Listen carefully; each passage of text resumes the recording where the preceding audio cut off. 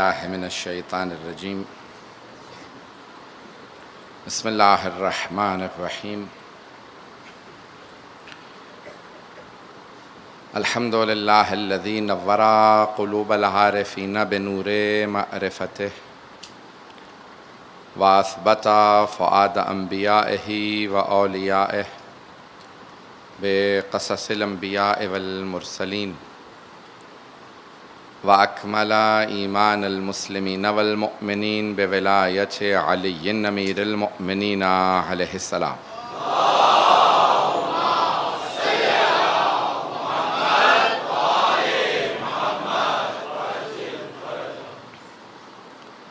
والصلاة والسلام والتحية والإكرام على أفضل الموجودات العبد المؤيد والرسول المسدد المصطفى الأمجد المحمود الأحمد أعني أبا القاسم محمد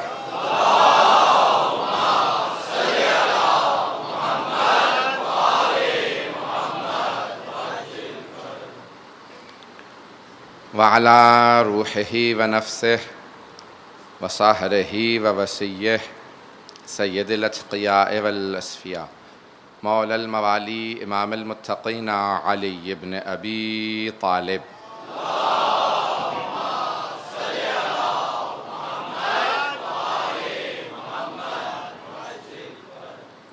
وعلى اوصيائه لا سيما بقية الله في الأرضين روحي وارواح العالمين لتراب مقدمه الفداء واللعنة الدائمة على أعدائهم أجمعين من الآن إلى قيام يوم الدين. أما بعد فقد قال سيد الساجدين وزين العابدين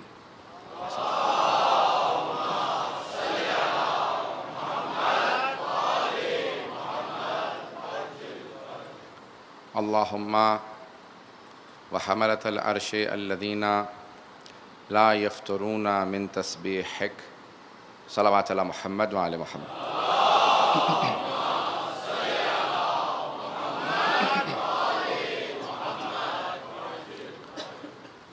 عزیزان گرامی، صحیفہ سجادیہ صحیفہ کتاب اللہ نے گزشتہ انبیاء علیہ السلام کو بھی صحیفے دیے.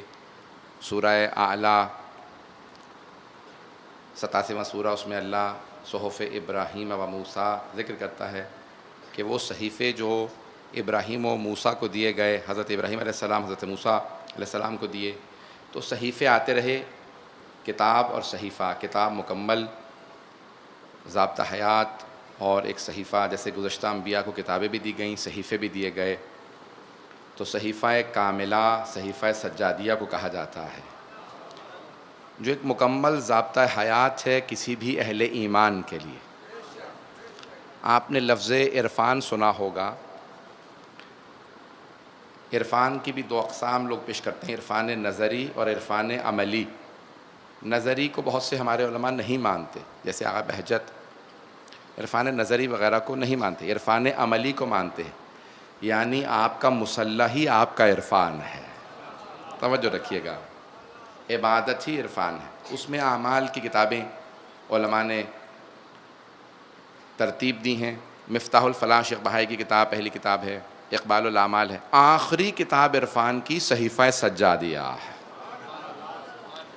عرفان کی معرفت کی آخری کتاب کا نام صحیفہ سجادیہ ہے. ہر مناسبت پہ اگر کوئی انسان دعا مانگنے لگے، اس کا کوئی دن گزرتا نہ ہو جس میں خدا کے ساتھ اس کا رابطہ نہ ہو. جب بندہ ایک ایسی منزل پہ آ جائے کہ اسے خدا سے رابطہ برقرار رکھنا سمجھ میں آنے لگے، اور جب رابطہ برقرار کرے گا تو لازماً وسیلے کو تلاش کرے گا. جب نزول فیض کے لیے وسیلے کی ضرورت ہے.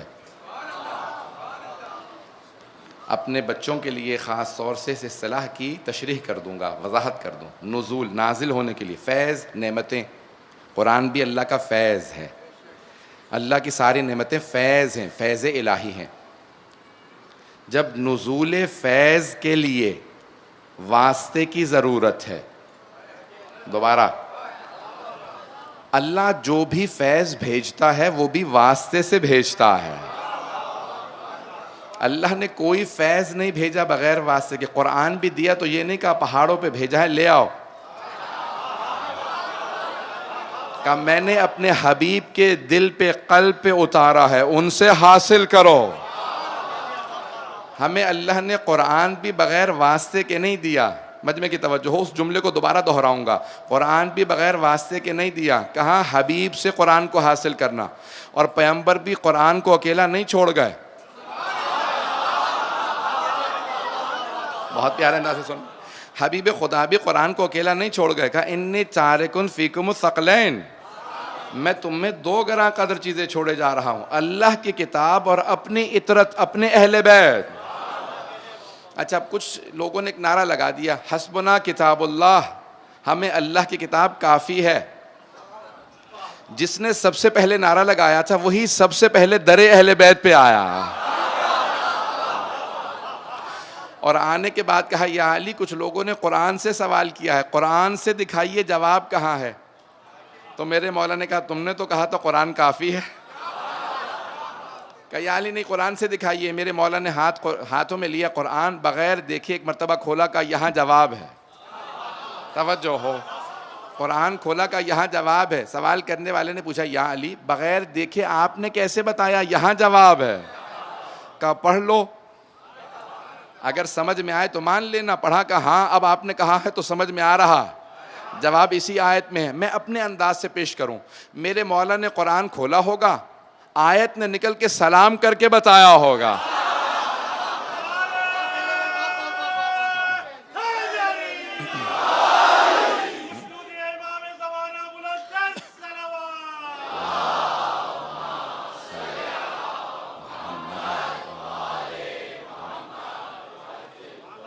توجہ ہے جانے کیا؟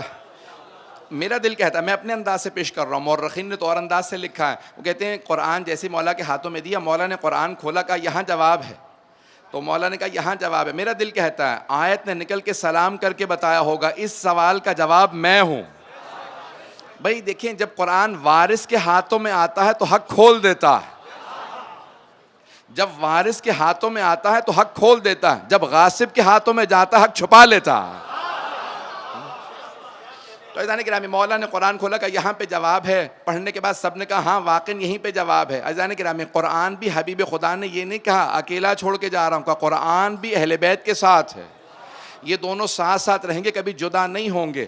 تو ہمیشہ اللہ کی طرف سے، دوبارہ اس جملے کی طرف آتا ہوں، نزول فیض کے لیے جب واسطے کی ضرورت ہے، اس جملے کو ضائع نہ ہونے دیں، جب نزول فیض کے لیے واسطے کی ضرورت ہے تو پھر صعود فیض کے لیے واسطے کی ضرورت کیوں نہیں؟ جب وہاں سے فیض آئے تو واسطے کی ضرورت، جب یہاں سے عبادت جائے تو پھر واسطے کی ضرورت کیوں نہیں؟ جب نماز پڑھیں تب بھی اس کے اندر وسیلہ ہے، کوئی بھی کام کریں اس میں وسیلہ ہے، تبھی وہ اعمال قبول ہوتے ہیں. دعاؤں کی قبولیت کے لیے محمد و آل محمد وسیلہ ہے.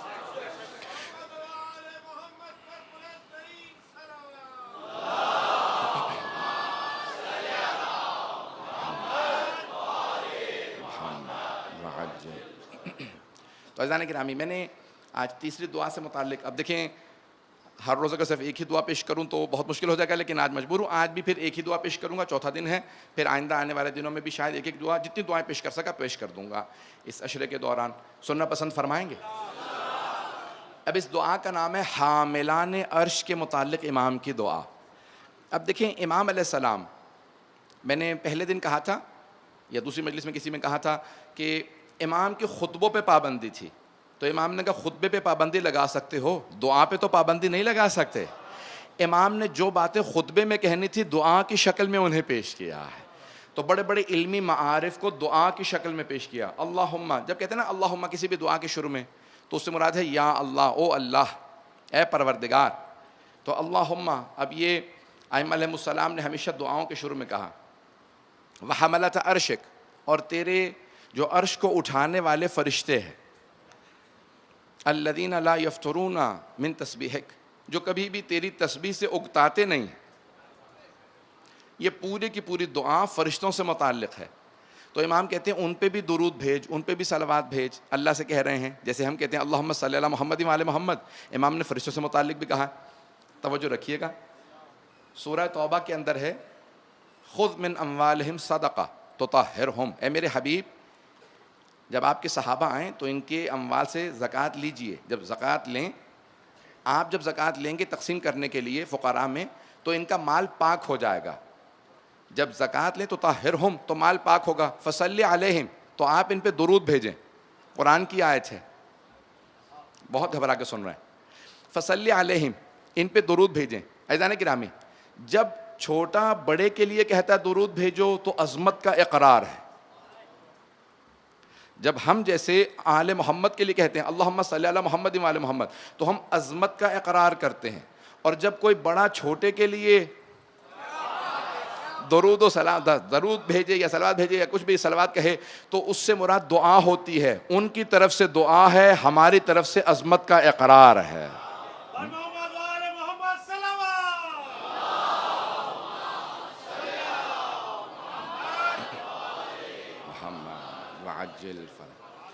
تو اب امام علیہ السلام، ہم کیونکہ مکتب اہل بیت کے اندر، کیونکہ میرے بہت زیادہ اہل سنت برادران بھی آ رہے ہیں، تو مکتب اہل بیت کے اندر ہمارا عقیدہ یہ ہے کہ حتیٰ انبیاء بھی اور ائمہ علیہ السلام جو ہیں وہ افضل ہیں ملائکہ سے. انبیاء اور ائمہ ملائکہ سے افضل ہیں. توجہ ہے، فرشتے بھی معصوم ہیں لیکن فرق ہے خلقت کے اندر. اب مجھے بحث کو پیش کرنا، پھر امام کی دعا کی تشریح کرنا چاہتا ہوں. سارے انبیاء علیہ السلام معصوم ہیں، لیکن مکتب اہل بیت میں جب آپ نے بچپنے سے ماں سے سیکھا ہوگا، میں نے بھی یہی سبق سیکھا، تو ہمیشہ ماں ہمیشہ سکھاتی تھی، کہتی اللہ، ماشاءاللہ یاد ہے آپ لوگوں کا، اللہ پنجتن امام معصوم. جبکہ کہنا تو ماں کو چاہیے تھا 1,24,014. توجہ ہو، سارے انبیاء معصوم ہیں، جناب مریم معصومہ. توجہ ہو، اور ہم اپنے 12 اماموں کو معصوم مانتے ہیں، جناب سیدہ کو، رسول خدا کو، تو سب ملا کے 1,24,014 اور پھر سارے فرشتے بھی. لیکن ہمیشہ ہم نے یہی سیکھا اور صحیح سیکھا. میں اعتراض نہیں کر رہا ہوں، دلیل پیش کر رہا ہوں. جو سیکھا ہے اس پہ دلیل کیا ہے؟ تو ہم کہتے ہیں معصوم 14، جبکہ جناب مریم معصومہ ہیں، انبیاء معصوم ہیں. اور صرف 14 ہی نہیں ہیں، اور بھی ہستیاں معصوم ہیں، فرشتے بھی معصوم ہیں. لیکن جیسے 14 معصوم ہیں ویسا کوئی معصوم نہیں. عصمت کے بھی درجات ہیں، جیسے عدالت کے درجات ہیں. کچھ لوگ پہنچ رہے ہیں. عادل ہوتا ہے نا، کہتے ہیں کہ مرجع کو عادل ہونا چاہیے، قاضی کو عادل، نماز پڑھانے والا عادل، گواہ عادل. لیکن سب کی عدالت کے درجات مختلف ہیں. گواہ کی عدالت ظاہری طور پہ دیکھنے میں اچھا لگ رہا کافی ہے، لیکن قاضی کے لیے اتنی عدالت کافی نہیں ہے. اس کے ساتھ زندگی گزارنا ضروری ہے. کہیں ایسا تو نہ ہو کہ زندگی کے فیصلے اس کے ہاتھ میں دیں، یہ عادل نہ ہو. جب قاضی اتنا عادل ہونا چاہیے تو سوچیں معصوم کو کتنا عادل ہونا چاہیے. تو ایسا نہیں کہ ہمیں عصمت، جیسے عدالت کے درجات ہیں ویسے عصمت کے درجات ہیں. بس 2 درجات علماء نے زیادہ بیان کیے ہیں، عصمت کبریٰ اور عصمت صغریٰ. کیونکہ عصمت مؤنث لفظ ہے، اس لیے کبریٰ اور صغریٰ. بڑی عصمت اور عصمت، چھوٹی عصمت، عصمت کبریٰ اور عصمت صغریٰ. سارے انبیاء ملائکہ سب کے سب عصمت صغریٰ پہ ہیں، عصمت صغریٰ پہ ہیں. لیکن یہ جو 14 معصومین ہیں، جنہیں ہم کہتے ہیں معصوم 14، یہ 14 عصمت کبریٰ پہ ہیں. مجمع کی توجہ ہو، تب تک کوئی جواب نہ دے. کچھ لوگ تو پہنچ گئے ہیں، کوئی نہ بولے جب تک سب نہ پہنچ جائیں. سارے مجمع کی توجہ ہو. یہ 14 عصمت کبریٰ پہ ہیں. باقی سارے انبیاء، جناب مریم ہیں، فرشتے ہیں اور ہستیاں ہیں، وہ سب عصمت صغریٰ پہ ہیں. یہ عصمت کبریٰ پہ ہیں. عصمت صغریٰ اور عصمت کبریٰ میں بنیادی فرق یہ ہے کہ عصمت صغریٰ پہ جو فائز ہوتا ہے اس سے ترک اولیٰ ہو سکتا ہے. توجہ ہو، ان سے ترک اولیٰ ہو سکتا ہے. لیکن جو عصمت کبریٰ پہ ہوتے ہیں ان سے ترک اولیٰ بھی نہیں ہوتا.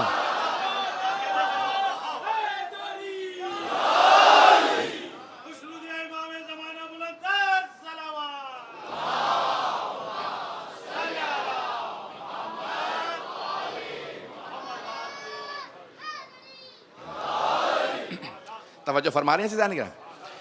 اب کیونکہ میں نے ایک لفظ استعمال کیا، بہت سے نوجوان خاموش رہے، شاید ان تک بات نہیں پہنچی ہے، بہت سے نوجوان پہنچ گئے ہیں کہ لفظ ترک اولیٰ میں نے استعمال کیا. ترک اولیٰ، ترک کہتے ہیں چھوٹ جانا، اولیٰ یعنی کہ جو بلندی ہو.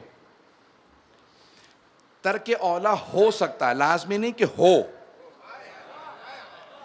کچھ معصوم ایسے ہوتے ہیں، گناہ نہیں ہوتا، گناہ جس سے ہو وہ معصوم نہیں ہوتا، معصوم سے گناہ نہیں ہوتا۔ اب لیکن کوئی ایسا مقام ہے جو ان کی عصمت کے ساتھ ساتھ ان کے لیے بہت ان کا رتبہ بلند ہونا چاہیے، تو اب اسے کہتے ہیں ترک اولا ہو جانا۔ 14 سے ترک اولا نہیں ہوتا، جیسے جناب آدم، یہ جو قرآن کے اندر ذکر ہے لا تقرب هذه الشجرة، اس پودے کے قریب نہ جانا۔ شجرہ اردو میں درخت کو کہتے ہیں، عربی میں درخت اور پودے دونوں کو کہتے ہیں، پودے کو بھی کہتے ہیں۔ شجرۃ الیقطین، کدو کا پودا ہوتا ہے، درخت نہیں ہوتا، قرآن کے اندر آیا نا شجرۃ الیقطین، یقطین کدو کو کہتے ہیں۔ تو شجرۃ الیقطین کہ جس کا چھلکا جب انسان کا جسم گل جاتا ہے تو اس کے کام آتا ہے۔ جب جناب ایوب کو مچھلی نے نگل لیا تو ایک مرتبہ انہوں نے ایک دعا پڑھی، دیکھیں انبیاء کی بھی دعائیں ہیں، دعا میرا موضوع ہے۔ تو اللہ کہتا ہے کہ اگر ایوب یہ یونس، حضرت یونس ذنون وذ ذنون اذ ذهب مغاضبا فظن ان لن نقدر عليه فنادى في الظلمات ان لا اله الا انت سبحانك اني كنت من الظالمين، کہ اگر یونس نے، ذنون نے، مچھلی والے نے یہ دعا نہ پڑھی ہوتی لا الہ الا انت سبحانک انی کنت من الظالمین، تو قیامت تک کے لیے مچھلی کے پیٹ میں رکھتے، ایک نشانی بنا کے رکھتے، زندہ رکھتے، مرنے نہ دیتے، سب کے لیے کہتے دیکھو جو چلا جائے یہ حال ہوتا ہے۔ تو انہوں نے مچھلی کے پیٹ میں اس طرح سے دعا پڑھی، اللہ نے کہا کہ اگل دے، وہاں پہ کدو کا پودا لگایا تو پھر جسم جہاں سے، کیونکہ مچھلی کے پیٹ میں تیزاب ہوتا ہے تو فوراً ٹھیک ہو گئے۔ اب شجرۃ الیقطین کا تفصیل انشاءاللہ کسی اور موقع پہ۔ تو اللہ کہتا ہے کدو کا پودا تھا، پودا، درخت نہیں ہوتا۔ تو اب جناب امیر سے پوچھا، جناب آدم کو کہا لا تقرب هذه الشجرة فتكون من الظالمین، اس پودے کے قریب نہ جانا۔ بائبل والے عیسائی کہتے ہیں اور یہودی کہ سیب کا درخت تھا، مولانا کا سیب نہیں تھا، گندم سے منع کیا تھا، گندم سے منع کیا تھا، کہ منع آدم کو کیا تھا، پھر بھی نہ رک سکے۔ گندم حرام نہیں ہے، حرام کرتے تو نبوت چلی جاتی، عصمت ختم ہو جاتی، کہ گندم حرام نہیں تھی لیکن وہی آزمائش، لیکن ایک مرتبہ ترک اولا ہوا، گندم کھا لی تو ترک اولا ہوا نا۔ تو ترک اولا ہو سکتا ہے جہاں عصمت صغرا ہو، لیکن مولا کہتے ہیں دیکھو ہم 14 میں فرق یہ ہے، روکا اللہ نے آدم کو تھا پھر بھی نہ رکے، کہ مجھے روکا نہیں تھا پھر بھی پوری زندگی میں نے جو پہ گزار دی۔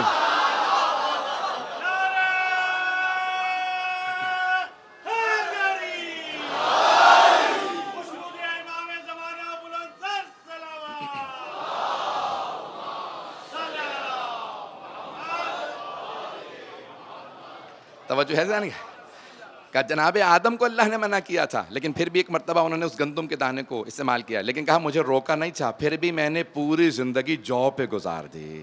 یہ ائمہ اہل بیت علیہ السلام کے۔ تو یہ 14 کی عصمت کچھ اور ہے، باقی سے ترک اولا کا امکان پایا جاتا ہے۔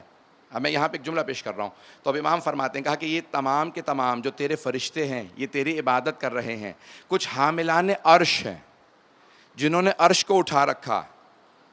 میں نے ایک جملہ کہا تھا کہ ہمارا عقیدہ یہ ہے کہ انبیاء افضل ہیں، ائمہ افضل ہیں، کس سے؟ فرشتوں سے، وہ افضل ہیں۔ مخلوقات کو آپ کے سامنے جلیلی پیش کر رہا ہوں۔ حیوانات ہیں جن میں صرف احساسات ہیں، کھانے پینے کی خواہشات ہیں، شعور نہیں ہے، عقل نہیں ہے، تربیت کر سکتے ہیں، تعلیم نہیں دے سکتے۔ اے کاش میں یہ لفظ پہنچا پاؤں، تعلیم و تربیت دو لفظ ساتھ ساتھ استعمال ہوتے ہیں، تعلیم اور تربیت۔ تعلیم و تربیت، جانور کو تربیت تو کر سکتے ہیں، ٹریننگ دے سکتے ہیں، تعلیم نہیں دے سکتے۔ اللہ نے کہا تعلیم صرف انسانوں کے لیے، جو تعلیم پا سکے وہ انسان ہے، جو علم حاصل کرنے کی صلاحیت رکھتا ہو وہ انسان ہے۔ جو صرف تربیت کی، دیکھیں کسی بھی جانور کو آپ تربیت دے سکتے ہیں، اٹھ جاؤ بیٹھ جاؤ، جو بھی دوڑنے بھاگنے کی، کنٹرول کرنے کی، گھوڑے کو بھی آپ قابو کر لیتے ہیں، تربیت اس کی کر لیں، سواری دے گا۔ عزیزان گرامی تربیت ہو سکتی ہے، بچے کی بھی ہم تربیت کرتے ہیں، اس لیے تربیت زیادہ ضروری ہے۔ شروع سے اتنے آداب سکھا دیں کہ تربیت کا جز بن جائے۔ آداب انسان کی تربیت کا حصہ ہوتے ہیں، تو انسان کے لیے تعلیم و تربیت دونوں ہیں۔ جانور صرف تربیت پاتا ہے، تعلیم نہیں حاصل کر سکتا، تو اس میں صرف اور صرف خواہشات ہوتی ہیں۔ فرشتوں میں کوئی خواہشات نہیں ہوتی، سارے مجمع کی توجہ رہے۔ جانوروں میں صرف خواہشات، آپ جانور پہ ہاتھ پھیر دیں وہ آپ کے ساتھ ساتھ چلنے لگا، کیوں؟ جانور محبت کا بھوکا ہوتا ہے، ویسے سبھی محبت کے بھوکے ہوتے ہیں،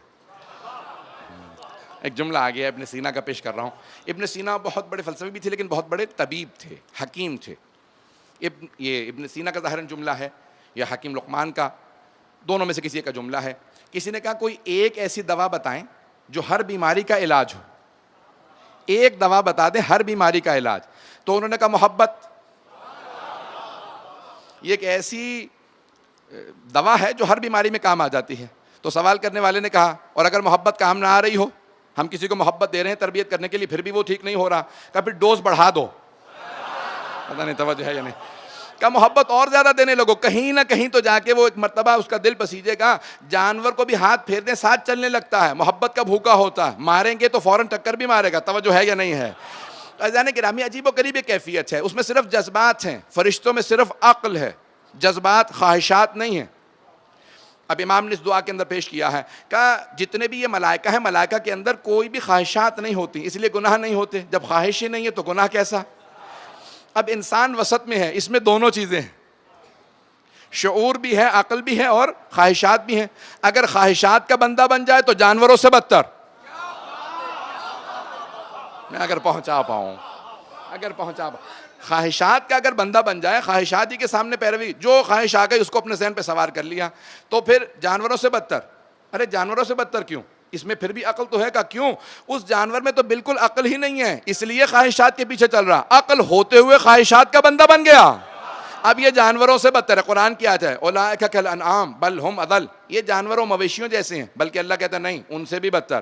اور کہا اور اگر خواہشات پہ قابو پا لے تو فرشتوں سے افضل. بھئی اگر عام مومن متقی بن جائے, خواہشات پہ قابو پا لے تو فرشتوں سے افضل ہو جاتا ہے. تو وہ جو اللہ کے نمائندے ہیں وہ کیسے فرشتوں سے افضل نہیں ہوں گے؟ عزیزان گرامی ایک سادہ سی مثال دے دوں ان بچوں کے لیے کہ جن کو شاید ابھی تک بات واضح نہ ہوئی ہو. اگر ایک گھوڑا, آپ اس پہ سوار ہو جائیں, لگام آپ چھوڑ دیں تو جہاں چاہے گا وہ آپ کو لے جائے گا. اگر گھوڑے کی لگام چھوڑ دیں تو جہاں گھوڑا چاہے گا وہ آپ کو لے جائے گا. لیکن اگر لگام آپ کے ہاتھ میں ہو تو پھر آپ جہاں چاہیں گے گھوڑے کو لے جائیں گے. اگر اپنی خواہشات کو آپ نے قابو کر لیا تو پھر جہاں چاہیں انسان پہنچ جائے گا. لیکن اگر خواہشات آپ کو قابو کر لیں تو پھر خواہشات جہاں چاہیں گی آپ کو لے جائیں گی. خواہشات کے بندے نہ بنیں, خواہشات کو اپنا پیرو بنائیں. اگر بات پہنچ گئی ہو, اب امام علیہ السلام فرماتے ہیں خواہشات کو تابع کر لو, خواہشات کے تابع دار نہ بننا.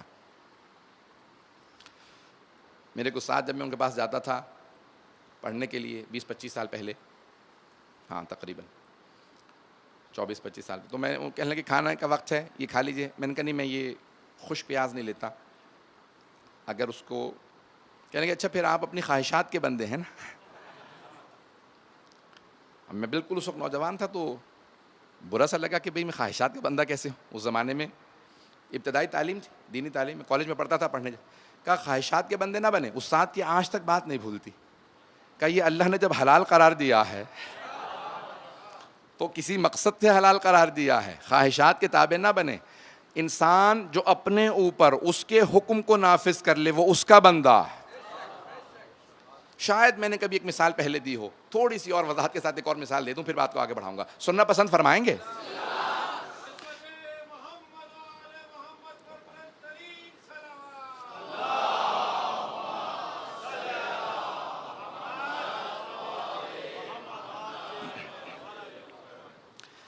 پرانے زمانے میں جب غلام خریدے بیچے جاتے تھے, مثال میں نے پہلے دے رکھی, شاید ذہنوں میں آ گئی. تو ایک آدمی غلام خریدنے گیا, غلام سے پوچھا نام کیا ہے؟ اس نے بہت لمبا چوڑا اپنا نام بتایا. یہ میرا نام ہے. کھاتے کیا ہو؟ اس نے فہرست بتائی. یہ بھی کھا لیتا ہوں, یہ کھا لیتا ہوں, یہ مل جائے تو زیادہ اچھا ہے. پہنتے کیا؟ اس نے کہا یہ لباس اگر ملائم ہو بہتر ہے, یہ ہو. اس نے کہا بہت ہی مہنگے غلام, میں تو رکھنا بھی ایک بہت بڑا خرچہ ہے. دوسرے غلام کی طرف گیا, کہا بھئی نام کیا ہے تمہارا؟ کہا جو آپ رکھ دیں گے وہی نام ہے. پتہ نہیں ہے یا نہیں ہے.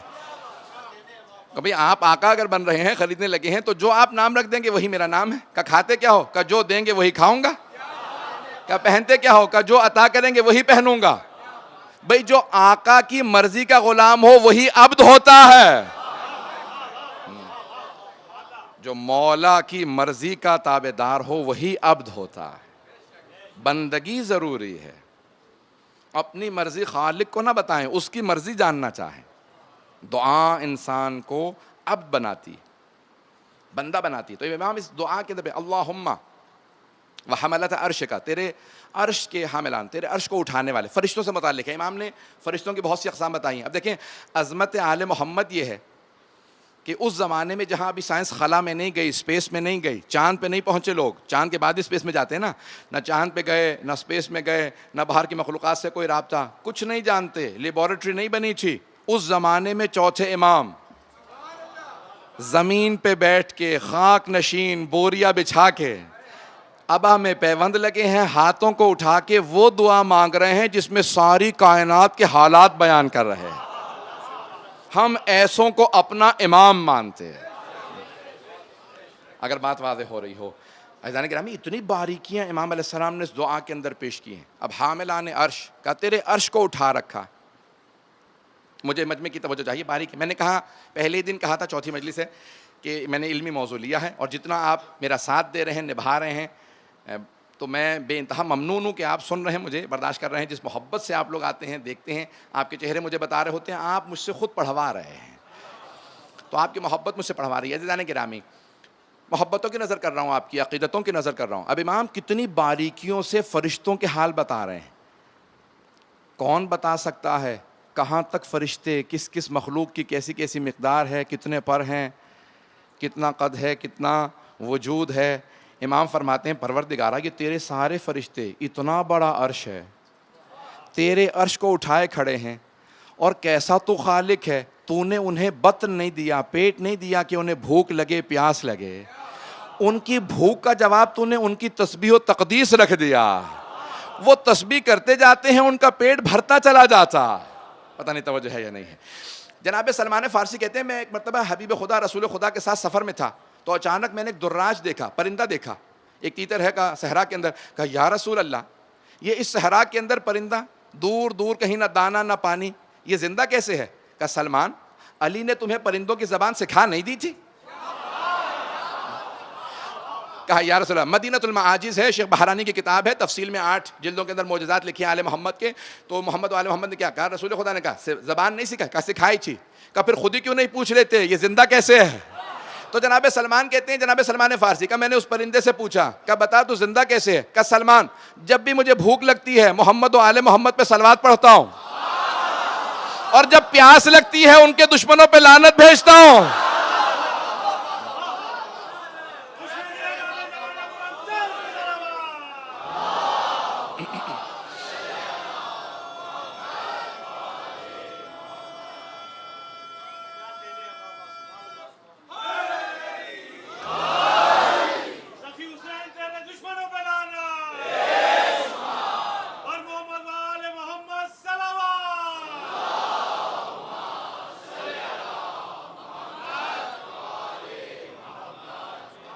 توجہ فرما رہے تھے جانے گرا. اب میں اپنے نوجوان بھائیوں سے, اپنے بچوں سے کہوں گا, جب بہت زیادہ بھوک لگی ہو نا تو صلوات کا ورد کر کے دیکھیں کہ آپ اس بھوک کے اندر کتنا کام کر سکتے ہیں. آپ کو خود اندازہ ہو جائے گا, بھوک باقی رہتے ہوئے آپ پہ مسلط نہیں ہوگی, آپ کو اپنے اوپر قدرت مل جائے گی. عزیزان گرامی, اب سمجھ میں آیا, عام مومن صلوات پڑھے تو بھوک کچھ نہیں کہتی. عام مومن جب بھوک لگے صلوات پڑھے تو بھوک کچھ نہیں کہتی. آزما کے دیکھ لیجئے گا. اور وہ جو امام خود ہو, جس پہ درود کا اثر ایسا ہو, سوچئے ان کا اثر کیسا ہوگا. اسی لیے ان کا صبر ہم سے بہت زیادہ ہے. کیا ہوتا ہے, صلوات سے انسان کو صبر آنے لگتا ہے, طاقت بڑھنے لگتی ہے. صبر انسان کو طاقت دے دیتا ہے. عزیزان گرامی, امام فرماتے ہیں پروردگارا ان تیرے فرشتوں پہ درود ہو جو تیرے عرش کو اٹھائے ہوئے ہیں. عرش کو اٹھائے ہوئے ہیں, کتنے بڑے بڑے فرشتے ہیں, اتنا عظیم عرش ہے, اس عرش کو اٹھائے ہوئے فرشتے ہیں, نور کی مخلوق ہیں. ایک روایت میں ہے, پوچھا مولا قوم لوط کو عذاب کیسے ملا؟ کہ اللہ نے ایک فرشتے کو بھیجا, ایک فرشتے کو بھیجا. بہت بڑی بستی تھی, بہت بڑا شہر تھا. وہ فرشتہ آیا, اپنے ایک پر میں بستی کو اٹھایا, ایک پر میں. اس فرشتے نے پوری بستی کو اپنے پر سے اٹھایا, اور پرواز کرنے لگا. جب خالق نے آواز دی گرا دے تو نہ جانے کتنے میل جا چکا ہے. وہاں سے اس نے بلندی سے دوبارہ اس کو واپس سارے کی ساری بستی کو الٹ دیا. کہا کہ ان کے ابھی جب وہ اٹھا رہا تھا تو مرغوں کی اذانیں سنی جا رہی تھیں. ابھی اذانیں سنی جا رہی تھی کہ جب ایک مرتبہ پلٹ دیا تو سب دوبارہ نیا شہر نمودار ہوا. کہ جس اللہ کا ایک فرشتہ ایسا ہو, انسانوں سے زیادہ فرشتے ہیں, اتنی مخلوقات ہیں. اب میں تفصیل بتاؤں گا. اتنی مخلوقات ہیں, اتنے فرشتے ہیں. توجہ ہے, ہمارا عقیدہ بتا رہا ہوں. ہم انبیاء اور ائمہ علیہم السلام کو فرشتوں سے افضل مانتے ہیں. نہیں, سارے مجمع کی توجہ ہو. جہاں ایک فرشتہ ایسا ہو, ایک فرشتہ ایسا ہو جو سارے کے سارے زمین سے پورے شہر کو اٹھا کے ایک پر میں لے جائے, الٹ کے پھینک دے, فرشتہ ایسا ہو. جہاں خادم ایسا ہو. اب سوچے, تعجب نہ کیجئے گا کہ مولا ایک در سے در خیبر ہو.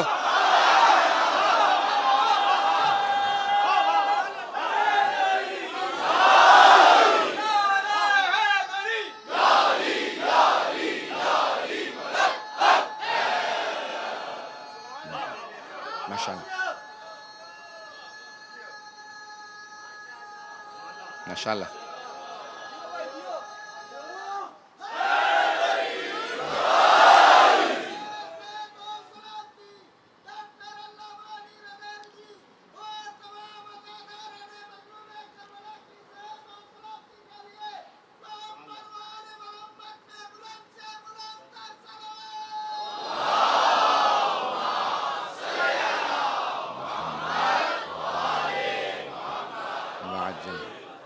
توجہ فرمائیے ذہن کرام.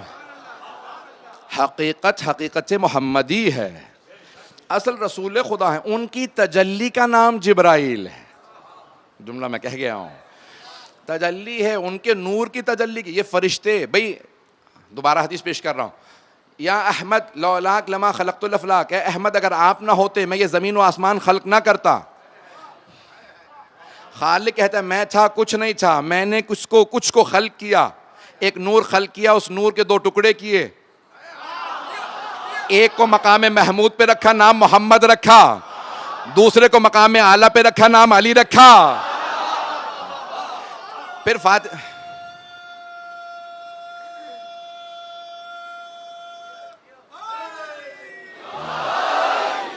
ایدان گرامی یہ سارے 14 کے انوار خلق کیے گئے, انہی کے صدقے میں ساری کائنات خلق ہوئی. جنت ان کے صدقے میں بنی, فرشتے ان کے صدقے میں بنے, حوریں ان کے صدقے میں بنی, مؤمنین ان کے صدقے میں بنے. اب سمجھ میں آیا مومن ہوتا کون ہے؟ جو پنجتن کے صدقے میں خلق ہوا. تو یہ ساری کی ساری مخلوقات ان کی وجہ سے وجود میں آئی ہیں. جن کی وجہ سے وجود میں آئی ہیں وہ افضل ہیں. جن کے خادم ایسے ہوں وہ 14 کیسے ہوں گے؟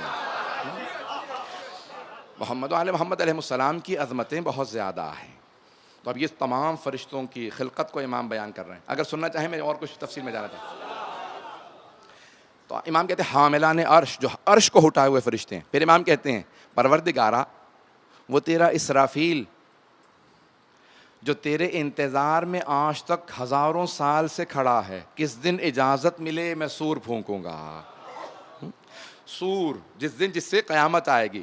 کہ وہ اسرافیل آج تک ہزاروں سال سے انتظار میں ہے, جسے نہ بھوک لگتی ہے نہ پیاس لگتی ہے, وہ تیرے انتظار میں ہے. کہ پروردگارا وہ تیرا میکائیل جس کا وجود اتنا عظیم ہے. وہ کہاں تیرا جبرائیل. پروردگارا وہ جبرائیل کہ جس کو تو نے امین بنایا ہے آسمان کے رازوں کو زمین پہ لانے کے لیے, جو تیرے پیغاموں کو تیرے مرسلین تک پہنچاتے ہیں, وہ جبرائیل. کا فرشتوں کے نام لیے. کا پروردگارا یہ تمام. اب امام تفصیلات بتا رہے ہیں. کا جنت کے اندر مختلف فرشتے ہیں. کا تو نے جنت پہ جو فرشتے بٹھائے ہیں, رضوان جنت نام سن رکھا ہوگا آپ نے. جنت کے دروازے پہ جو نگہبان فرشتہ ان کا نام ہے رضوان, اور جو جہنم کے دروازے پہ ہے مالک. کہا وہ جنت کو دیکھتے ہیں تو تیرا شکر بجا لاتے ہیں. اب بہت سے لوگ کہتے ہیں بھائی جہنم پہ اس بیچارے فرشتے کا کیا قصور ہے. نہیں, اللہ نے اسے ایسا بنایا ہے کہ اسے جہنم سے اذیت نہیں ہوتی. کہ جب بھی وہ تمام فرشتے جو جہنم پہ نگہبان ہیں, جہنم والوں کے عذاب کو دیکھ کے تیرا شکر بجا لاتے ہیں کہ پروردگارا تو نے ہمیں عذاب سے محفوظ رکھا. کہ وہ تمام فرشتے کبھی تیری تسبیح کرنے سے نہ تھکتے ہیں نہ اکتاہٹ محسوس کرتے ہیں. جو سجدے میں ہیں وہ سجدے میں پڑے رہتے ہیں, جو رکوع میں ہیں وہ رکوع میں پڑے رہتے ہیں. یہ تمام کے تمام فرشتے جو قیام میں ہیں، قیام میں رہتے ہیں، لاکھوں کروڑوں اور نہ جانے کتنے فرشتے ہیں جو جس حالت میں اسی حالت میں رہتے ہیں اور اسی حالت کے اندر مسلسل عبادت کرتے چلے جا رہے ہیں. تو میرا لاکھوں درود و سلام ہونا حبیب خدا پہ، جنہوں نے فرمایا ضربت علیہم من یوم الخندق افضل من عبادت ثقلین. شیعہ سنی علماء نے لکھا کہ حبیب خدا نے فرمایا کہ میرے بھائی علی کی ایک ضربت ثقلین کی عبادت سے افضل ہے. وہ عبادت کرتے ہوں، سجدے میں ہو، رکوع میں ہو، قیام میں ہو، سب کی عبادت مل کے علی کی ضربت سے افضل نہیں. جس کی ضربت ایسی ہو سوچو اس کا سجدہ کیسا ہوگا.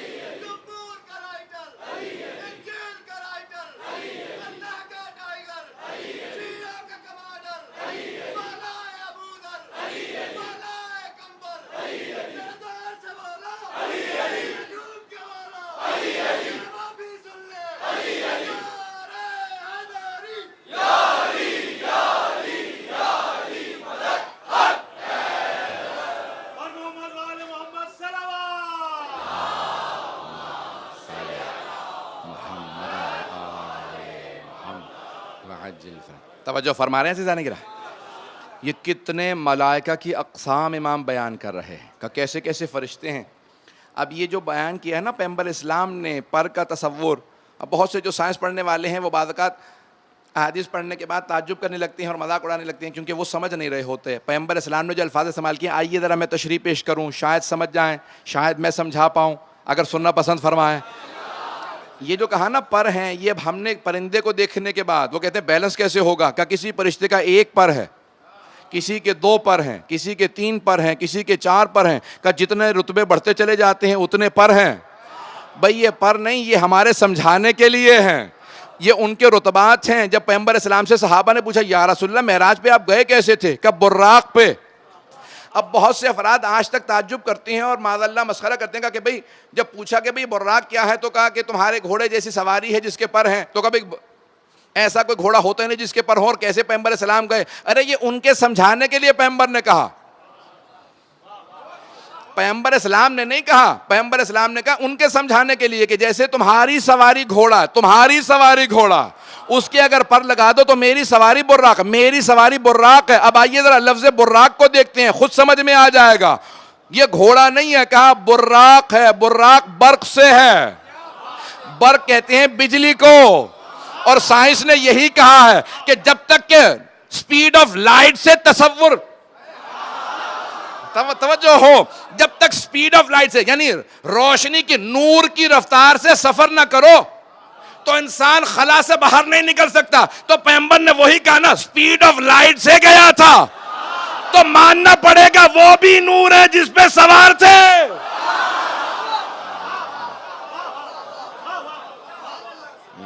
اس زمانے کے لوگوں کی عقل سے بالاتر باتیں تھیں، وہ سمجھ نہیں سکتے تھے کہ یہ کیا بات کر رہے ہیں. نور کی رفتار کیا ہوتی ہے؟ آنکھیں بند کر کے کھولو تو نور سامنے ہوتا.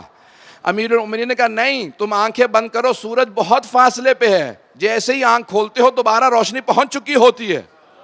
کہا تم نہیں سمجھ سکتے. کہا نور کی بھی کوئی رفتار ہو سکتی ہے. مولانا نے کہا ہاں. کہا فرشتے اس سے بھی زیادہ رفتار رکھتے ہیں. اب یہ وہی سمجھا سکتے تھے جو فرشتوں کو دیکھ رہے ہوں. اصول کافی کی ایک روایت کو پیش کروں گا اور اس دعا کی تشریح کو مکمل کر دوں گا، اگر سننا پسند فرمائیں.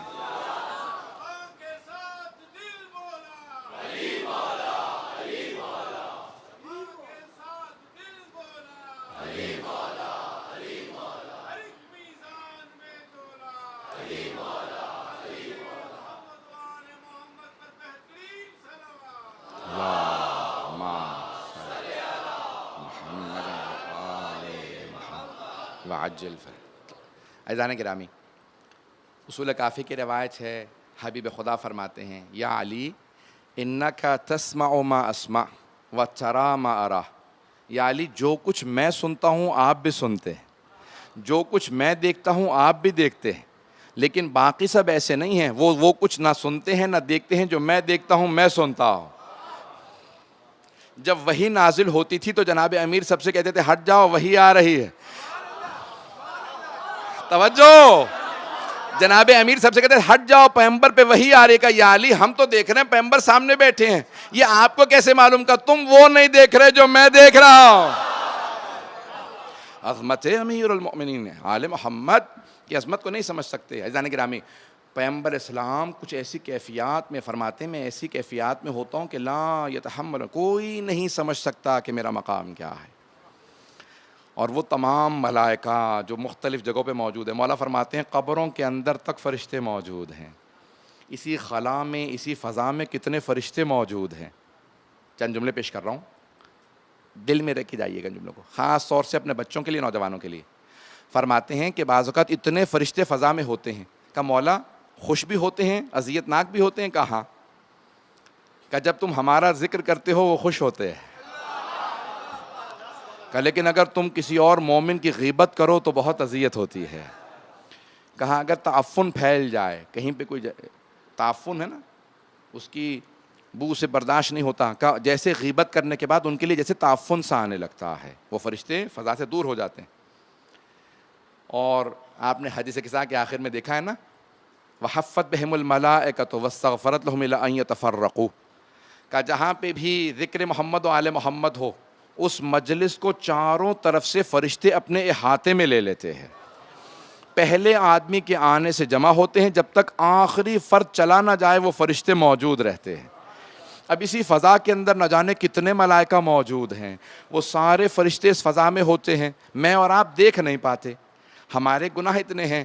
جناب امیر علیہ السلام لے کے جا رہے ہیں کسی جناب کمیل کو، جناب کمیل خود ہی کہتے ہیں مولا ساتھ آؤں، کہاں آؤ، جب جانے لگے تو وادی السلام آئے، نجف کے قبرستان، مولا نے کہا السلام علیکم یا اہل القبور، اے قبروں میں رہنے والوں تم پہ سلام ہو۔ مولا نے کلام کیا، خطبہ تلانی ہے، وقت نہیں ہے، تو جناب کمیل نے کہا کہ مولا آپ مردوں سے ہم کلام ہیں؟ کہا ہاں۔ کہا مولا یہ سن رہے ہیں؟ کہا ہاں۔ کہا کمیل زندوں سے بہتر سنتے ہیں، زندوں سے بہتر جواب دیتے ہیں۔ کہا مجھے جواب بھی دے رہے ہیں۔ کہا مولا کیا کہہ رہے ہیں؟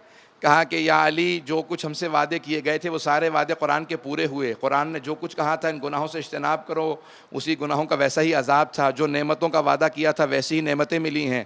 کہا کمیل اگر تمہاری آنکھوں کے سامنے حجاب نہ ہوتا تو تم وہی دیکھتے جو میں دیکھ رہا ہوں قبروں کے اندر۔ عزیزان گرامی کتنے فرشتے ہیں یہاں، ہم نہیں دیکھ پاتے اس فرش عذاب پہ، جہاں فرش عذاب۔ میں اس لیے کہتا ہوں ہاں آپ گھر بیٹھ کے آن لائن مجلس سن سکتے ہیں، ٹی وی پہ مجلس دیکھ سکتے ہیں، آپ کو علم مل جائے گا، لیکن فرش عذا کا ثواب نہیں مل سکتا۔ یہ جو اس فرش پہ آنے کا ثواب ہے، صرف ایک روایت، وقت نہیں رہا، آج کا موضوع میں جتنا چاہتا پھیلاتا چلا جاتا۔ پروردگارا ہمیں ائمہ کے ان الفاظ کا مصداق بنا۔ مولا کہتے ہیں کہ فرشتے ان مجلسوں میں آتے ہیں، عزادارانہ آتے ہیں نا، عزادار آتے ہیں تو تبرک لے کے جاتے ہیں، مولا فرماتے ہیں ان فرشتوں کا بھی تبرک ہوتا ہے۔ کہ جانتے ہیں ان کا تبرک کیا ہے؟ کہ تمہارے آنسو ان کا تبرک ہوتے ہیں۔ اللہ اکبر۔ کہ وہ فرشتے جو نہیں آئے ہوتے وہ کہتے ہیں کیا لائے ہو ہمارے لیے تبرک میں؟ کہ عزاداروں کے ہم آنسو لے کے آئے ہیں، ان آنسوؤں کو ضائع نہ ہونے دیجیے گا۔ میرے ایک استاد ہمیشہ کہتے تھے جب آنسو بہنے لگتے ہیں نا عزائے سید الشہداء میں، کیونکہ حدیث ہے جناب رسول خدا کی، سیدہ جو بھی آپ کے بیٹے پہ گریا کرے گا روز قیامت سب روئیں گے لیکن وہ نہیں روئے گا جو آپ کے بیٹے پہ روئے گا۔ تو یہ آنسو میرے استاد کہتے تھے میں چہرے پہ مل لیتا ہوں، انہیں پھینکتا نہیں ہوں، کہ یہی چہرے پہ میرے ایک مرتبہ میں کہہ سکوں جناب سیدہ سے بی بی جو میں نے آنسو بہائے تھے چہرے پہ موجود ہیں، یہ شفاعت کا سبب بنے۔ تو آئیں ذرا یہ تاریخ، آج 2 محرم گزر گئی، رسم تو یہی ہے کہ جناب مسلم بن عقیل سے متعلق مطالب پیش کیے جاتے ہیں، مصائب۔ تو عزیزان گرامی روایت کے الفاظ ہیں کوفہ مسلمانوں سے بھرا ہوا تھا لیکن مسلم صرف ایک تھے۔ مسلم صرف ایک تھے. تفصیل سے مصائب نہیں پڑھوں گا, لیکن میرا وعدہ ہے جتنی دیر پڑھوں گا آپ مصاب ضرور ہوں گے, ہر آنکھ میں آنسو ضرور آئے گا. آپ نے کبھی سوچا جناب مسلم کوفے میں شہید ہوئے لیکن شہدائے کربلا کے ساتھ ہی رہیں گے؟ کیوں؟ دو وجہ سے. ایک, انہوں نے امام حسین کی محبت میں جان دی ہے, اور دوسرے جب شہید ہوئے تو بہت پیاسے تھے, پیاس میں اس دنیا سے گئے. آپ کے ذہنوں میں ہے کہ طوعا نے, ایک مومنہ نے اپنے گھر کا دروازہ کھولا, دیکھا دہلیز پہ کوئی بیٹھا, سوال کیا بڑا پرآشوب دور ہے, اپنے گھر کیوں نہیں چلے جاتے آپ؟ کہا گھر تو وہ جاتا ہے جس کا گھر ہو, جو بے گھر ہو وہ گھر کہاں جائے گا. کہا آپ بے گھر کیوں ہیں؟ کہا میں پردیسی ہوں. کہا کہاں سے آئیں؟ کہا مدینے سے. کہا نام کیا ہے آپ کا؟ کہا انا مسلم ابن عقیل, میں عقیل کا بیٹا مسلم ہوں. وہ مؤمنہ تھی, فوراً سوال کیا, کہا کون سے عقیل کے بیٹے ہیں؟ کہا عقیل ابن ابی طالب, ابو طالب کے بیٹے عقیل کا بیٹا ہوں. کہا یہ عقیل وہی تو نہیں جو علی ابن ابی طالب کے بھائی ہیں؟ کہا ہاں. کہا علی میرے چچا تھے, حضرت امیر المومنین میرے چچا تھے, اور میں ان کا داماد بھی ہوں. تو ایک مرتبہ کہا کہ میں مولا کی ماننے والی ہوں, میں علی کی ماننے والی ہوں, آئیے. اور بزرگ تھی, بوڑھی تھی, مولا کا دور دیکھا تھا کوفے میں. کہا آئیے میرے گھر میں پناہ دے دیتی ہوں. کہا نہیں میں نہیں چاہتا میری وجہ سے آپ کسی مشکل میں آ جائیں. کہا نہیں میں پناہ دیتی ہوں, میرے گھر میں جگہ ہے, کھجرا موجود ہے, آپ وہاں. کہا کچھ کھانے پینے کے لیے چاہیے؟ کہا ہو سکے تو پانی لا دیجئے, میں وضو کرنا چاہتا ہوں. جناب مسلم نے وضو بجا لائے اور تہجد کی نماز پڑھنے لگے. جب تہجد مکمل کی تو کچھ دیر آرام کے لیے لیٹ گئے. آنکھ لگ گئی, جیسے آنکھ لگی تو خواب میں دیکھا جناب امیر آئے ہیں اور کہتے ہیں مسلم میں آپ کو لینے کے لیے آیا ہوں. جناب مسلم کی آنکھ کھلی, سمجھ گئی یہ میری آخری رات ہے, میرے چچا مجھے لینے آئے ہیں. بس بھی عجیب و غریب کیفیت ہے. جناب مسلم بہت مظلوم ہے. پیش کروں چند جملے مصائب کے. تو عزیزان گرامی, جناب مسلم رات گزر گئی, سارے مصائب میں نے چھوڑے. اس مؤمنہ کا بیٹا عبید اللہ بن زیاد کا کارندہ تھا, سپاہی تھا. اس کو جب پتہ چلا کہ گھر میں مسلم موجود ہیں, فوراً مخبری کر دی. عبید اللہ بن زیاد سے کہا ہمارے گھر میں مسلم نے پناہ لے رکھی ہے. اس نے فوراً کہا 400 سپاہیوں کو بھیجو, مسلم کو گرفتار کر لیں. جیسے ہی سپاہیوں کی آواز سنی, جناب مسلم نے فوراً تلوار ہاتھ میں لی, گھر سے باہر نکلنے لگے. اس مؤمنہ نے کہا باہر مت جائیے, بہت زیادہ لشکر ہے. کہا تو نے مجھ پہ احسان کیا تھا, اپنے گھر میں پناہ دی, میں نہیں چاہتا میری وجہ سے تیرے گھر پہ حملہ ہو. سوال کروں, جو کسی غیر مومنہ کے گھر پہ حملہ برداشت نہ کرے, کیسے برداشت کیا ہوگا کہ مولا حسین کے خیموں پہ اشقیاء حملہ کر دیں؟ اجرکم اللہ, اجرکم اللہ. بس بھی ایک مرتبہ جناب مسلم نے تلوار کھینچی اور اس مومنہ کے گھر سے باہر آ گئے. مقابلہ کرنے لگے, تمام کے تمام 400 افراد کو تہہ کر دیا. وقت نہیں کہ میں تفصیل میں جاؤں, بہت شجاع ہیں جناب مسلم. 400 افراد کو قتل کر دیا. اس آدمی نے دوبارہ کہا کہ وہ مارے گئے ہیں اور لشکر بھیج. عبید اللہ بن زیاد نے 300 افراد اور بھیجے. پھر تیسری مرتبہ کہا کہ وہ بھی مارے گئے, 200-300 افراد اور بھیجے. جب تیسری چوتھی مرتبہ فوج منگوائی تو عبید اللہ بن زیاد ملعون نے کہا ایک آدمی کو گرفتار کرنے کے لیے اتنے لشکر کو منگوا رہے ہو؟ اس نے کہا یہ کوفے کا بقالی نہیں ہے, یہ علی کے ہاتھوں کا پلا ہوا ہے. کہا اس کا کوئی مقابلہ نہیں کر سکتا. کہا پھر دھوکہ دے کے گرفتار کر لو. انہوں نے زمین میں گڑھا کھودا, اس پہ گھاس رکھی, جناب مسلم کو مقابلہ کرتے ہوئے پیچھے ہٹتے رہے. جناب مسلم آگے بڑھ رہے تھے. اچانک گڑھے میں جیسے ہی گرے تو ان سب نے کہا مسلم ہم امان دے رہے ہیں, مقابلہ نہیں کریں گے, تلوار دے دیں. کہا قسم کھا کے وعدہ کرو. کہا ہم قسم کھاتے ہیں حملہ نہیں کریں گے. جناب مسلم نے تلوار باہر پھینکی گڑھے سے. جیسے ہی تلوار پھینکی انہوں نے رسیاں زنجیریں جناب مسلم کے گلے میں ڈالیں. جیسے ہی زنجیریں ڈالیں تو جناب مسلم نے کہا ھذا اول الغدر, یہ پہلا دھوکہ ہے. تم کیسے مسلمان ہو, قسم کھا کے دھوکہ دیتے ہو. بس بھی ایک مرتبہ گرفتار کیا, زنجیروں میں رسیوں میں لے جانے لگے. اب جب راستے میں, اب میری طرف دیکھیے گا, جب راستے میں جناب مسلم کو مارا نا, کوئی پتھر مارتا تھا, کوئی تیر مارتا تھا, کوئی تلوار سے, چہرے پہ جگہ جگہ کٹنے کے نشان تھے, لب کٹ گئے اس دوران. جیسے ہی دارالامارہ پہنچے تو ایک دربان کھڑا تھا, وہاں پہ ایک آدمی بیٹھا تھا, فوراً کھڑا ہوا. کہا آپ مسلم ابن عقیل تو نہیں ہیں؟ کہا انا مسلم ابن عقیل, ہاں میں مسلم ابن عقیل ہوں. کہا آپ علی کے بھتیجے اور داماد ہیں؟ کہا ہاں. کہا کہ میں مولا کا ماننے والا ہوں، اگر کوئی کام ہو تو بتائیے، کہ اگر ہو سکے تھوڑا پانی پلا دے، میں بہت پیاسا ہوں۔ ایک مرتبہ اس نے ایک کوزے میں پانی لیا، پانی پیش کیا، جیسے ہی جناب مسلم کوزے کو چہرے کے سامنے لائے، ہونٹ کٹے ہوئے تھے، خون بہنے لگا۔ جیسے ہی وہ خون آلودہ ہوا، کہا نیا تازہ پانی دے دے، اس میں بہت زیادہ خون بہ گیا ہے۔ دوبارہ پانی لیا، پھر خون بہنے لگا، کہا پانی نہ دینا، لگتا ہے خدا یہی چاہتا ہے میں اس کی بارگاہ میں پیاسا جاؤں۔ میں نے تمام کر دیا، بس بھئی 2 سے 4 منٹ کی زحمت دوں گا۔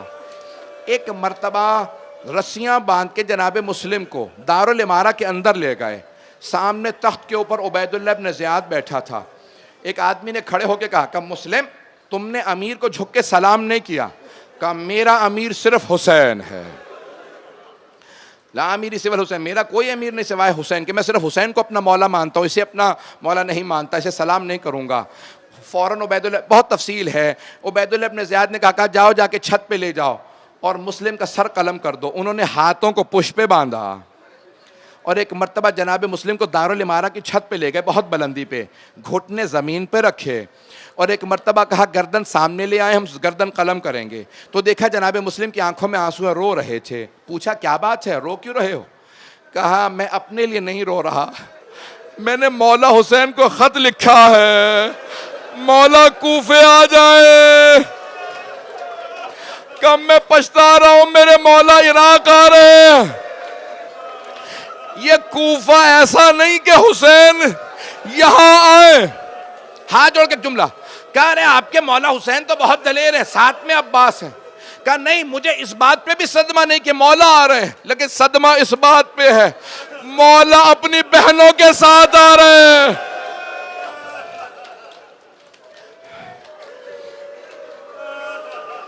کہ مولا اپنی بہنوں کے ساتھ آ رہا ہے۔ آخری جملے سن لیجیے، 2 سے 3 منٹ کی زحمت دوں گا بس بھائی، اگر دیکھ سکے تو میری طرف دیکھیں، نہیں تو آنکھیں بند کر کے تصور کریں۔ وہاں جناب سید الشہداء مکے سے چل چکے ہیں، نہ جانے جناب عباس نے کیا دیکھا، کہا مولا کیا بات ہے، یہ چہرے پہ اتنا اضطراب کیوں ہے؟ میں نے بہت بزرگ عالم دین سے سنا، وہ کہتے ہیں جناب سید الشہداء کے آنسو بہنے لگے۔ کہا عباس میں 2 انگلیاں بلند کرتا ہوں، آپ انگلیوں کے درمیان میں دیکھ لیں کیا ہو رہا ہے۔ جب دیکھا نا اضطراب دیکھا جناب عباس نے، مولا حسین نے انگلیاں بلند کی، جناب عباس نے دیکھا کہ مولا بڑا ہی کوئی مظلوم ہے، گھٹنے زمین پہ ہیں، ہاتھ بندھے ہوئے ہیں۔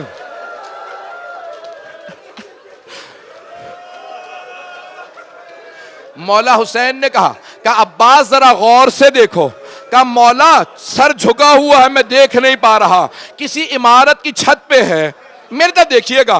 اچانک جناب عباس نے کہا مولا لگتا ہے اس کی ماں زمین پہ بیٹھی ہے،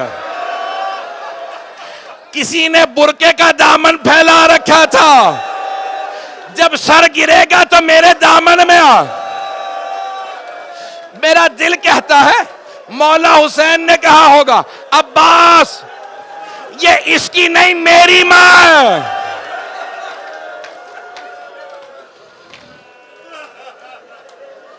اجرکم اللہ، اجرکم اللہ، میں تمام کر دیتا کہ عباس ذرا غور سے دیکھیے۔ ایک مرتبہ جناب عباس دیکھ رہے ہیں، جب دیکھنے لگے تو ایک مرتبہ کہا مولا یہ میرا بھائی مسلم ہے، مولا آپ نے جس معجزے سے مجھے دکھایا میرا بھائی کس حالت میں ہے، مولا مجھے اسی معجزے سے وہاں پہنچا دیں، میں اپنے بھائی مسلم کا دفاع کروں گا۔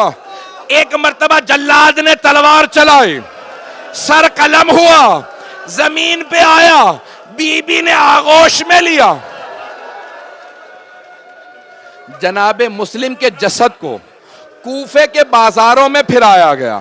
میں نے تمام کر دیا۔ آخری جملہ سنیں گے بس بھئی، یہ سارے جملے میری طرف دیکھ کے سن لیجئے گا۔ جناب سید الشہداء نے کہا عباس یہاں خیمے نصب کر دیں، خیمے نصب کر دیں، آج رات میں یہیں رکوں گا، ذرا ایک مرتبہ میری بہنوں کو بلا دو عباس۔ جناب عباس گئے جناب زینب کے پاس، کہا بی بی آپ کو مولا نے بلایا۔ جناب زینب آئیں، کہا بھیا کیا بات ہے؟ دیکھا مولا کی آنکھوں میں آنسو ہیں۔ کہا زینب کوفے سے بہت بری خبر آئی ہے، ذرا رقیہ کو بلا دو۔ جناب رقیہ زوجہ ہیں جناب مسلم کی، جناب امام حسین کی چھوٹی بہن ہیں۔ کہا زینب ذرا رقیہ کو بلا دو۔ جناب زینب اس خیمے میں گئیں جہاں جناب رقیہ تھی، کہ رقیہ بھیا نے بلایا ہے۔ جناب مسلم کی ایک یتیمہ بیٹی ہے، نام حمیدہ بتایا ہے، کچھ نے آتے کا لکھا۔ جناب رقیہ نے فوراً بیٹی کا ہاتھ تھاما، کہا بیٹی ماموں نے بلایا ہے۔ جیسے ہی بیوہ بہن کو آتا دیکھا، امام حسین مسند سے کھڑے ہو گئے، آگے بڑھے، میرے طرف دیکھیے گا، آگے بڑھے، جناب مسلم کی یتیمہ کے سر پہ شفقت کا ہاتھ رکھا۔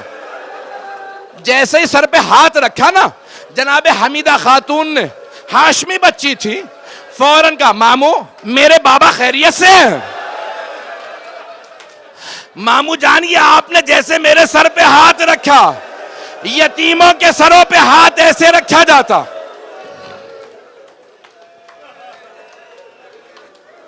امام حسین علیہ السلام نے جناب حمیدہ سے ایک جملہ کہا، کہا بیٹی اپنے آپ کو یتیم نہ سمجھنا، ابھی ماموں زندہ ہے۔ جملہ کہا جناب زینب سے، کہا زینب میری صندوقچی لا دیجئے۔ جناب زینب نے صندوقچی دی۔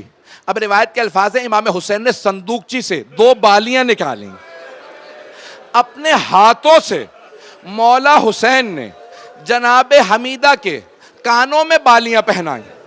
جب بالیاں پہنائیں کہ بیٹی اپنے آپ کو یتیم نہ سمجھنا، ماموں زندہ ہے۔ روایت کہتی ہے قریب میں ایک 3.5 برس کی بچی کھڑی تھی،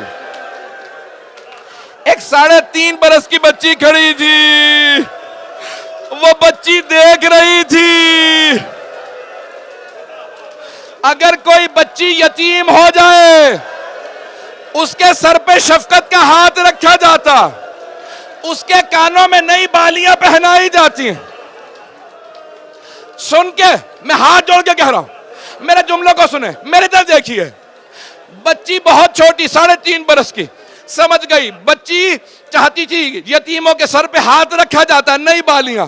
جب شام غریبہ آئی، بچی انتظار میں تھی میرے سر پہ کوئی ہاتھ رکھے، مجھے کوئی نئی بالیاں پہنائے۔ مجھے لوگ منع کر رہے نہ پڑھو، نہیں پڑھتا، نہیں پڑھتا۔ ایک جملے کی زحمت، وہ شام غریبہ میں بچی بی بی انتظار میں تھی میرے سر پہ کوئی شفقت کا ہاتھ رکھے، مجھے کوئی نئی بالیاں پہنا۔ میرے طرح دیکھیے، اتنے میں شمر آیا، اس نے بالوں میں ہاتھ ڈالا، بی بی کے بالیوں کو اتارا۔ جناب سکینہ نے کہا چچا ابا،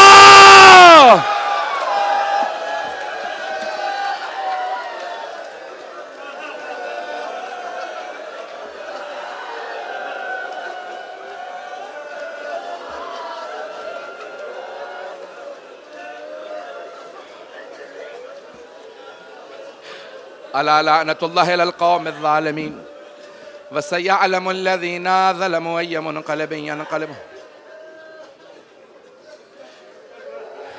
سنبھالیں انہیں، سنبھالیں، میں نے تمام کر دیا۔ میں دیکھ رہا ہوں میرے بہت سے بھائیوں سے برداشت نہیں ہو رہا، شاید کوئی اولاد والا بیٹھا ہو، شاید کسی کی چھوٹی بہن ہو۔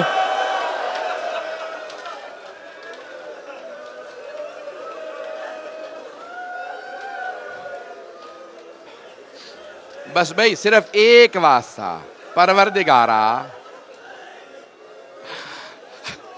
میں نہیں کوئی نہیں، کچھ نہیں پڑھتا، میرے بھائی کی بہت حالت خراب ہے، میرا بھائی، پروردگارا، بھائی ایک دعا، کوئی واسطہ نہیں دوں گا، پروردگارا واسطہ بہتے ہوئے کانوں سے خون کا، ان سب کی حفاظت فرما، ہماری بچیوں کی حفاظت فرما، ہمارے مقامات مقدسہ کی حفاظت فرما۔ ربنا تقبل منا انك انت السميع العليم بحق محمد وآله الطيبين الطاهرين المعصومين۔